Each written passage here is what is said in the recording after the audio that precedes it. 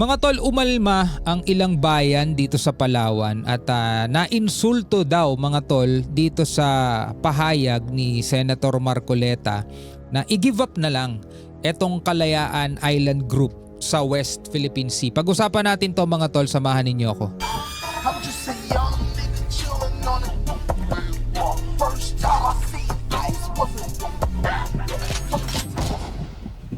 Alright, magandang araw sa inyo. Welcome ulit sa ating bagong video, reaction, review, commentary, opinion, criticism at kung ano-ano pa. Napanood ko yung pahayag ni Senator Marcoleta. Mamaya tignan natin kung katanggap-tanggap ba yung kanyang paliwanag tungkol dito sa issue na to.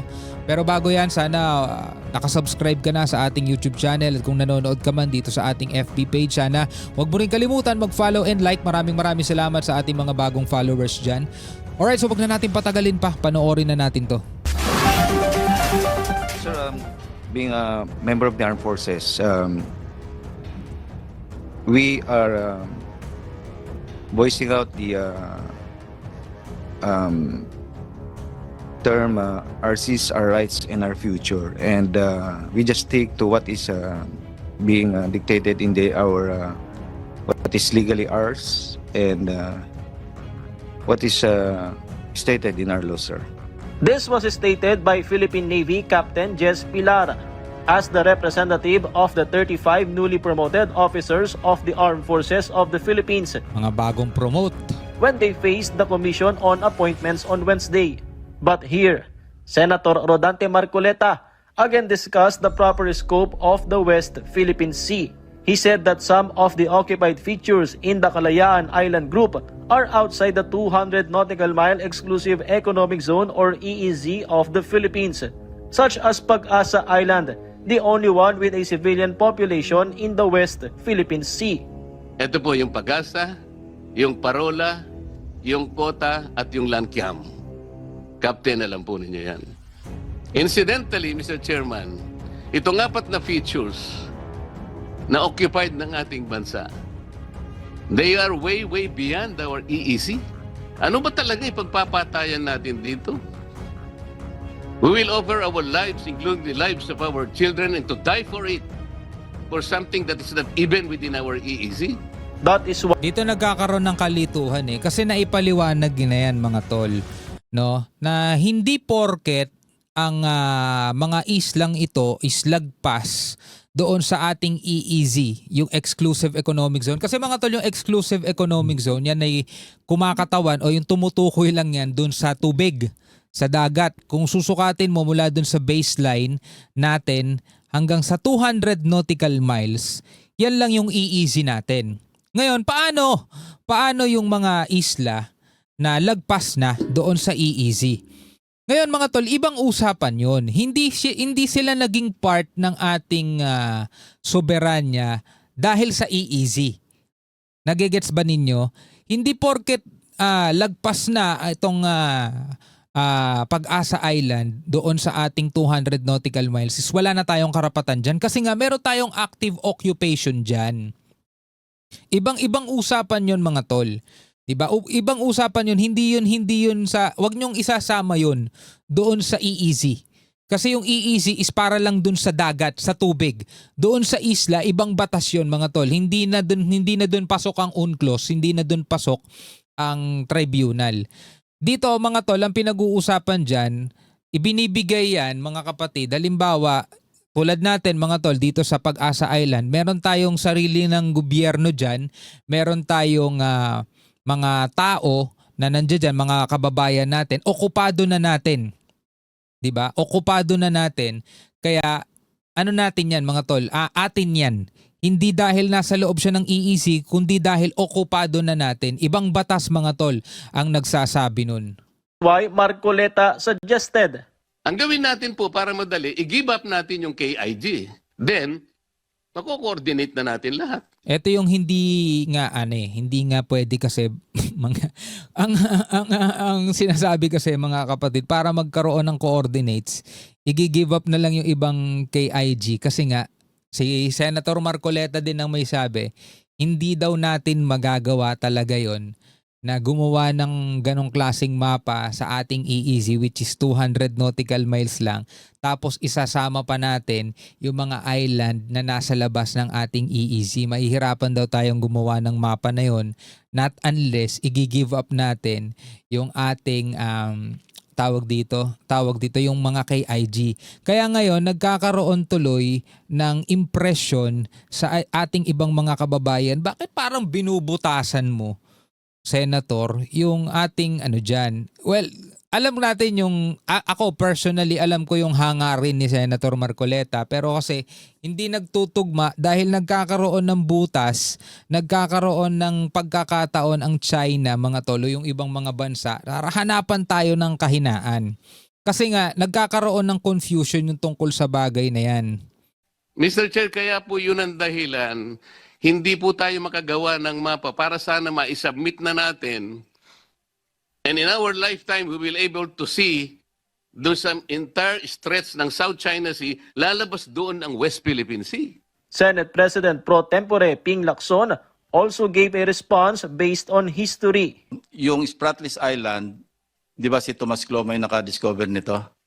Tapos inoccupy niya. And this was formalized by the former president, the late President Marcos Sr., by way of a presidential decree. Tinurn over na ni Tomas Cloma yung ownership sa Philippine government. No? Although, ang nag-govern pa rin yung international law, di ba? Maritime law expert Attorney J. Batong Bakal also gave further explanation, saying that Marcoleta's statement is unacceptable. We are not claiming the Kalayaan Island Group on the basis of it being inside the EEZ. Ito yung sinasabi ko kanina. Okay?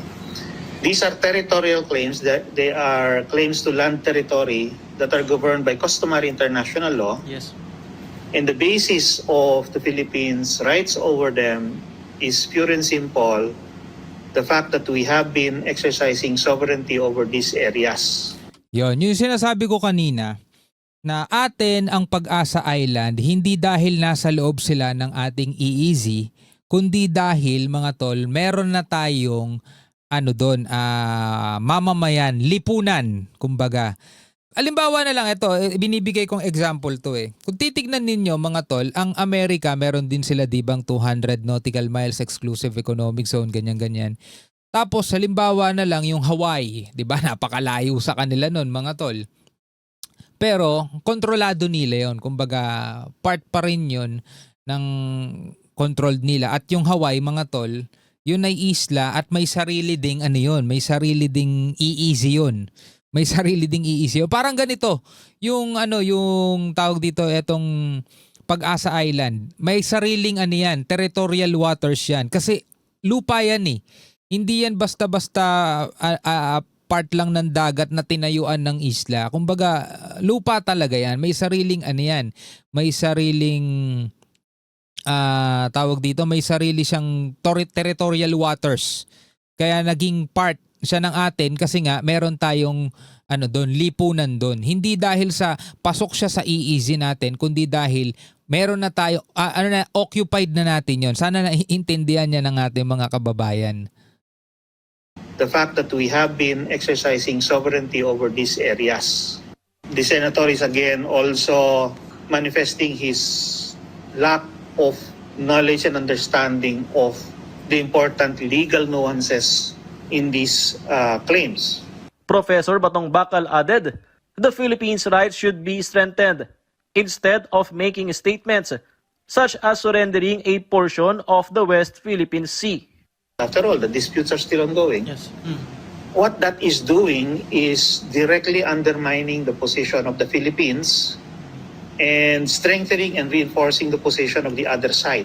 We'll be exposing... Sinasabi niya, may dispute ngayon eh. May dispute ngayon.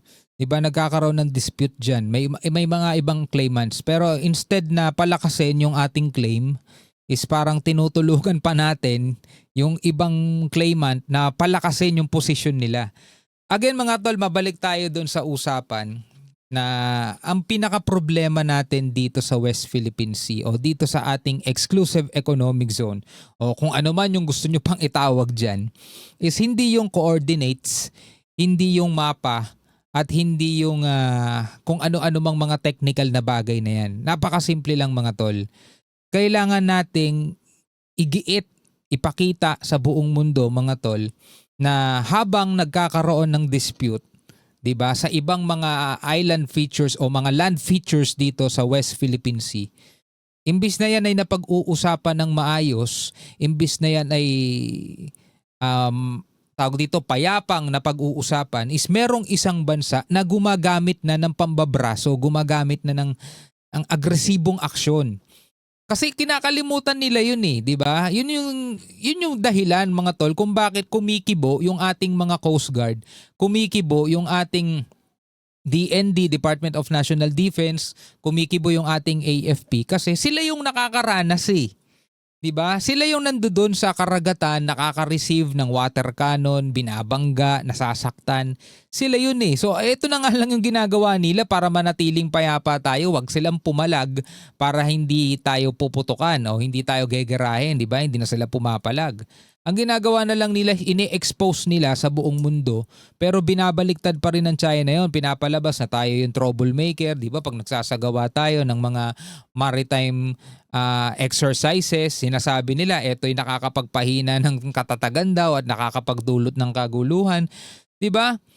Kahit naman si Senator Marcoleta, alam din naman niya na sinabi na nga ng arbitral ruling na walang basehan itong China dyan sa 9 dash claim nila. Bakit pa rin sila nandiyan dyan? Kasi nga daw, hindi naman sinabi ng arbitral na umalis sila dyan. O di ba parang, hello? Sinabi na nga walang basehan yung 9 dash line mo dyan. Iintayin mo pang sabihin umalis ka dyan. Understood na yun eh. Di ba? Understood na yun eh. Wala kang basehan dyan. So bakit ka nandiyan dyan? Anong pinaglalaban mo? Wala kang basehan dyan. Pero ang reality, ang stand o ang position ng China, hindi nila kinikilala yung 2016 arbitral ruling. Sa makatwid, kahit sabihin pa ng arbitral ruling na umalis ka dyan, hindi nila gagawin yun kasi nga hindi nila kinikilala yung arbitral award in the first place. Nagigets ninyo? Them to the potential malign activities of other countries that would probably seek to gain more, we would be giving up an important vantage point to establish the security of our western coast. The LGU of Kalayaan, Palawan said in a text message to PTV News that it was offended and insulted by the remark of Senator Marcoleta. However, the Vice Mayor said there are no plans to declare Marcoleta persona non grata, noting that he is an elected official. Patrick De Jesus. Okay, sabihin na lang natin mga tol for the sake of the conversation at para doon sa mga syempre taga-suporta ni Senator Marcoleta, baka magalit kayo sa akin, hindi ko kinukundina si Senator Marcoleta, okay? Pero ang sinasabi lang natin, nandoon kasi si Senator Marcoleta sa technical side, nandoon siya sa legal side, pero hindi niya pinapansin, which is ayaw din naman niyang pansinin, yung pakikipagpatutsadahan ng Pilipinas sa China kasi nga ayaw na niyang palalain ng gulo. Pero ano man ang gawin niya, ano man ang gawin ni Senator Marcoleta, kahit sabihin natin na nandoon talaga siya sa good side, gusto niyang payapa mga tol, hindi yan one way, two way yan. Kahit lahat tayo magkasundo, magkaisa, gusto natin ng kapayapaan, gusto natin ng katiwasayan, gusto natin ng kapayapaan. Pero kung ang gusto ng China, wina-water cannon tayo, binobomba tayo ng tubig, paano natin pipigilin yun? Diba?